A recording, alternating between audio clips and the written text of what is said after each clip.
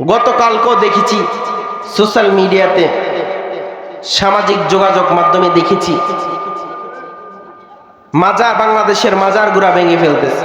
নাউজুবিল্লাহ বলেন না, আর জবান খুলে বলেন নাউজুবিল্লাহ।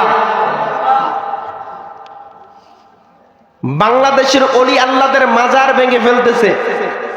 বলে কেন ভাঙো?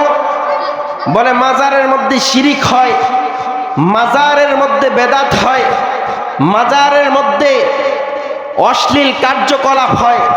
বলে অশ্লীল কার্যকলাপ কি? বলে মাজারের মধ্যে তারা দাঁড়ায় দাঁড়ায় ইয়া নবী বলে, সালাম আলাইকা বলে, এটা জায়েজ নাই।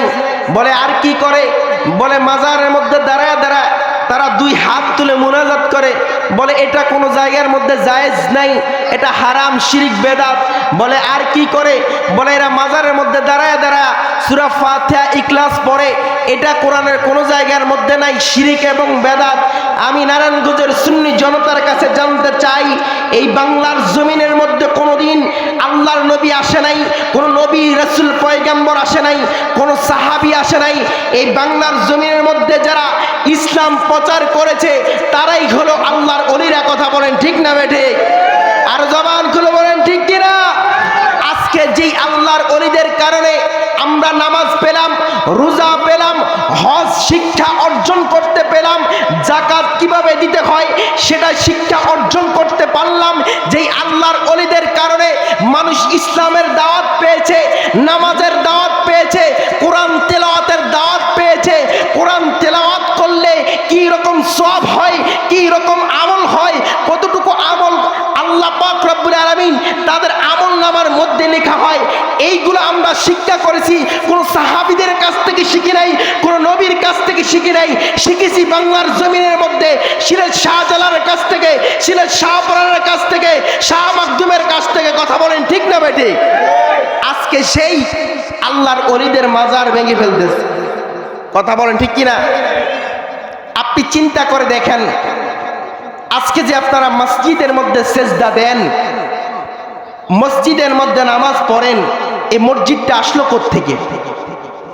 এই মসজিদ আসলো কোত্থেকে? বাংলার জমিনের মধ্যে কোনো মসজিদ ছিল না। বাংলার জমিনের মধ্যে আল্লাহর ওলিরা এসে সবার আগে খানকা তৈরি করেছেন। আল্লাহর ওলিরা যেই জায়গার মধ্যে মুরাকাবা মুশাহাদা করতেন সেই অবস্থার আগে তৈরি করেছেন। এটা করার পরে আল্লাহর ওলিরা আল্লাহর ইসলামের দাওয়াত দেওয়া শুরু করলেন। আল্লাহ পাক রব্বুল আলামিন একাত্মবাদের দাওয়াত দেওয়া শুরু করলেন, আমার নবীর কালিমার দাওয়াত দেওয়া শুরু করলেন। মানুষ লাগাতার ভাবে শত শত মানুষ আল্লাহর ওলিদের হাতে হাত রেখে কালিমা পড়ে মুসলমান হয়েছে। কথা বলেন ঠিক না বেটি? আর জবান খুলে বলেন ঠিক কিনা? আজকে যারা মাজার ভেঙে ফেলতেছে, আমি আপনাদের কাছে জানতে চাই, নারায়ণগঞ্জের সুন্নি জনতা তাদের হাতে হাত রেখে কয়জন হিন্দু মুসলমান হয়েছে? কথা বলেন, হয়েছে? দেখাইতে পারবো? অথচ যাদের অক্লান্ত পরিশ্রমের কারণে, যাদের অনেক ত্যাগ তিতিক্ষার কারণে এই বাংলার জমিনের মধ্যে আউলিয়া কেরামের সবচেয়ে অবদান বেশি ছিল, ভূমিকা বেশি ছিল, তাদের পরিশ্রমের কারণে মানুষ কালিমার দাওয়াত পেয়েছে, লা ইলাহা ইল্লাল্লাহর দাওয়াত পেয়েছে। আজকে যারা তোমরা ওই মাজার ভেঙে দিচ্ছ, আমাদেরকে আর বিন্দু পরিমাণ বুঝতে বাকি নেই। তোমরা হলো সেই ইয়াজিদের দোসর, ইয়াজিদের প্রেতাত্মা। কথা বলেন ঠিক না বেঠে? তারা একদিক দিয়ে আল্লাহ পাক রব্বুল আলামিনের নামে আজান দিচ্ছে, তারা আরেক দিক দিয়ে তারা নামাজ আদায় করতেছে, আরেক দিক দিয়ে তারা আমার ইমাম হুসাইন পাকের গদ্দানের মধ্যে ছুরি চালিয়ে দিয়েছে। কথা বলেন ঠিক কিনা? এদের ভিতরে নামাজ ছিল, এদের ভিতরে রোজা ছিল, এদের ভিতরে হজ ছিল, এদের ভিতরে যাকাত ছিল, এদের ভিতরে নামাজ, রোজা, কালিমা সব ছিল। থাকার পরও আমার নবীর আহলে বায়াত পাক পাঞ্জাতনের গলার মধ্যে, ইমাম হুসাইন পাকের গলার মধ্যে ছুরি চালিয়ে দিয়েছে।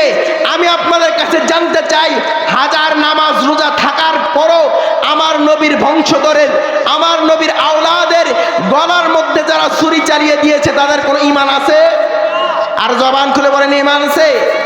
এরাই হলো তারা যারা বলে আমরা ইসলাম মানি, আমরা কোরআন পড়ি, হাদিস পড়ি। এদের দেখবেন চেহারা অনেক সুন্দর, অনেক লম্বা করে ঘুমটা দিয়ে আলোচনা করে।